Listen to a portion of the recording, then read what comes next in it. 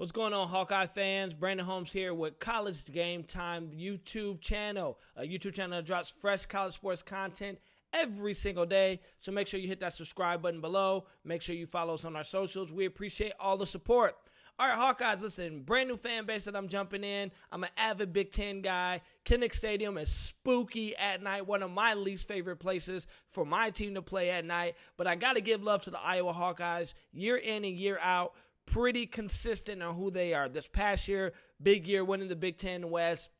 End up going to the Big Ten championship game and facing a strong Michigan team. And even though they lost pretty handily, that first half was very close. And if a few things break their way, I believe Iowa's at least potentially in the game a little more. But this video is all about why I think Iowa has a chance to repeat and why Iowa, I believe, has a chance to even maybe win the Big Ten next year. Here's why. Listen, Iowa is returning some good big-time players. Listen.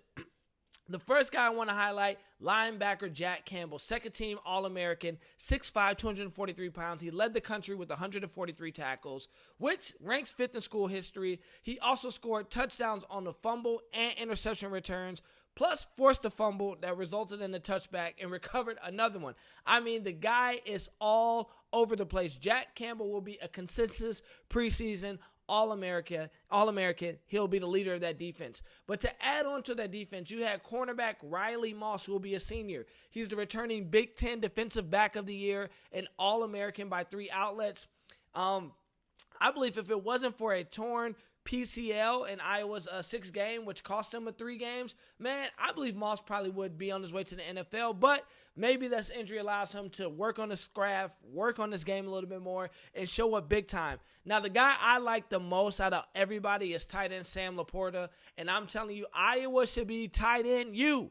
Every time I turn around, there's a legit big-time tight end prospect coming out of Iowa. Listen, he had a big year. Finished 8th among tight ends nationally with 53 catches. Also had, I believe, 670 receiving yards, including a career best 122 yards against Kentucky in the Citrus Bowl. Man, LaPorta shocked me by not going to the NFL.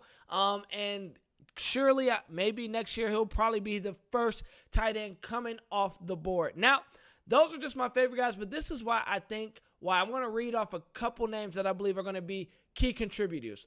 You got defensive tackle Logan Lee. You got offensive line Colton Ince, Kavion Merriweather at safety, Seth Benson at linebacker, Justin Jacobs, who to me is going to be a star next year. 6'4", 236, plays that outside backer position.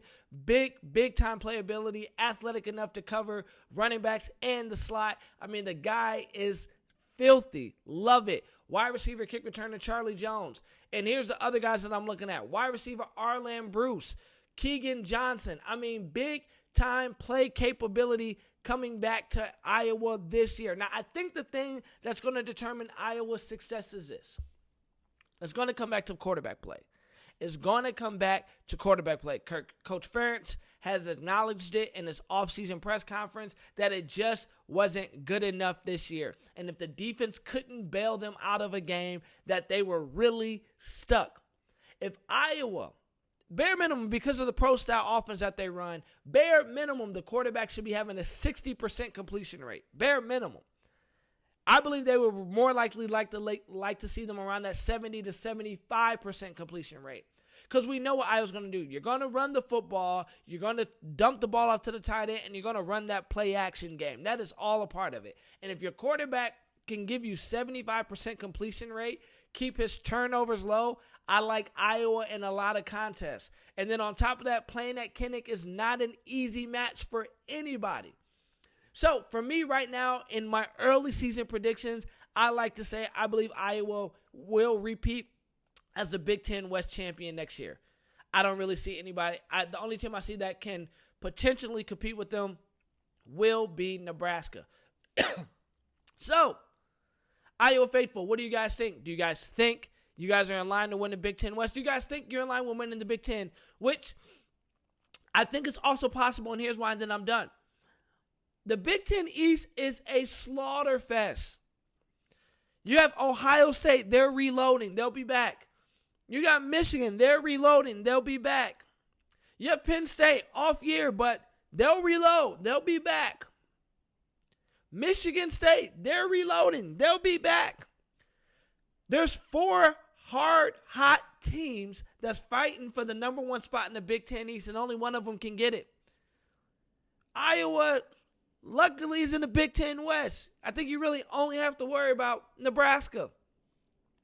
I like Iowa's odds because of that. And if they're clicking and they're peaking at the right time, outside of really Ohio State, I can see them beating just about anybody in the Big Ten. And even with the way this defense is and what we saw this year, I will give them a chance against Ohio State because we saw what C.J. Stroud did under pressure. So I think Iowa's going to beat Iowa this year, but it wouldn't shock me if they only maybe lose 1 game, maybe 2. Great team, solid, veteran-led. If they can get that quarterback position down where there's a comparable quarterback that's giving you that 70 to 75% completion percentage, watch out, Big Ten. The Iowa Hawkeyes are coming with something to say. Once again, Brandon Holmes here, one half of College Game Time, plays for the fans, by the fans, dropping fresh college sports content every single day. Go ahead and hit that subscribe button. Hope you guys have a great rest of your day. Peace.